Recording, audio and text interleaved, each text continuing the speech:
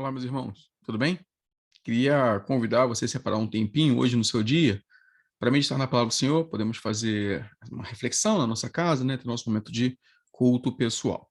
Nosso texto hoje está em Lucas, capítulo 11, do versículo 37 até o versículo de número 54. Então, Lucas 11, do 37 até o 54. Faça a leitura aí na sua casa e vamos meditar brevemente sobre esse texto.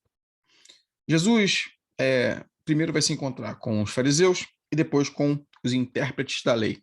Em ambos os casos, Jesus expõe esse grupo de pessoas quão longe de Deus eles estão. São religiosos, vivem ali diante do povo e aparentemente são aqueles que querem se mostrar como os representantes de Deus na terra. Aliás, o nome fariseu significa santo.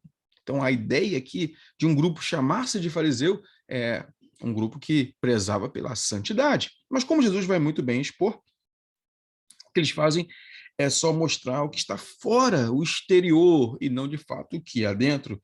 Eles dão, por exemplo, o dízimo, mas não se preocupam com a justiça, eles querem os melhores lugares.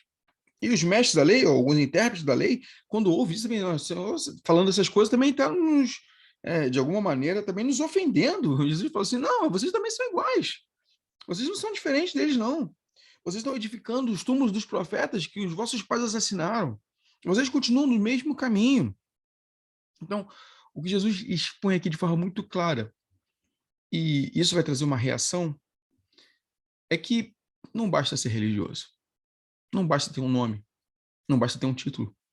Não basta ser de uma família cristã, não basta estar na igreja, não basta ter uma posição dentro da igreja, de ter um cargo, não basta. O que o Senhor procura em nós não é título, não é nome, não é posição, não é cargo. O que o Senhor procura em nós é um coração que o ame e que ame o nosso próximo, que busque a santidade, que viva diante dele.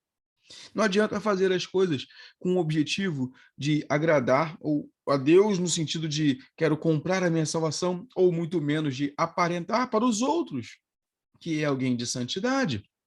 Não adianta ter uma vida de máscaras, não adianta ter uma vida de falsidade. O que Jesus nos expõe claramente aqui é que ele conhece o coração, é que ele sabe de fato quem nós somos, é que ele de verdade nos aponta aonde nós precisamos melhorar. E veja que ele não faz isso, o autor de Hebreus fala sobre isso, que ele não nos repreende com o objetivo de nos destruir, mas pelo contrário, ele nos repreende como um pai amado que quer que seu filho agora se ajuste, se acerte, corrija o seu rumo. Mas o fato é que esses homens não são assim. Os últimos versículos, 53 e 54, mostram que a partir disso, então, eles ficam ainda mais decididos em questionar Jesus em assuntos difíceis, para, de alguma maneira, tentar pegar alguma palavra de Jesus para que pudessem acusar de blasfêmia e condená-lo à morte. Veja que esses homens são confrontados por Cristo. A sua palavra confronta os seus pecados. E eles deveriam ter respondido com arrependimento, ter dito, Senhor, é verdade. O que o Senhor está falando é verdadeiro, é real. Queremos nos arrepender.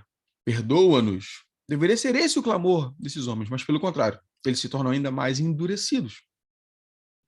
A palavra de Deus sempre nos confronta, sempre vai na direção do nosso pecado, sempre choca com a nossa vontade e nos expõe, ou expõe para nós, aquilo que nós precisamos corrigir, melhorar, naquilo que nós precisamos ser transformados. Éramos assim, sem Cristo, estávamos mortos nos nossos delitos e pecados. E mesmo agora, transformados por Ele, uma nova criatura, ainda sempre tem motivos, ou situações, ou ocasiões, ou pecados que precisam ser perdoados. Então, sempre temos aonde clamar ao Senhor, ouvir a sua voz, aquilo, por mais que doa, confrontar o nosso coração e dizermos, Senhor, perdoa-me, perdoa-me. Que a palavra do Senhor encontre assim, em nós, corações humildes, que se curvam diante dele e dizem, Senhor, perdoa-me. Não corações endurecidos, como desses homens aqui do texto que nós estamos meditando, que não somente não aceitaram a palavra de repreensão, não se arrependeram dos seus pecados, mas pelo contrário, arranjaram ainda mais pecado para colocar sobre si mesmo. Ou seja, agora querendo fazer com que Jesus caminhasse até a morte. Que o Senhor nos abençoe. que Ele encontre em nós corações sinceros e humildes, que Ele transforme o nosso coração, que Ele amoleça o nosso coração, para que possamos, ao ouvir a sua voz, reconhecermos os nossos pecados, nos curvarmos diante dEle e clamarmos por misericórdia e perdão. Que Deus nos abençoe, porque Ele é rico em perdoar. Ele é rico para nos abençoar. Basta que simplesmente nos curvemos diante daquele que é o Senhor misericordioso e rico em graça. Amém.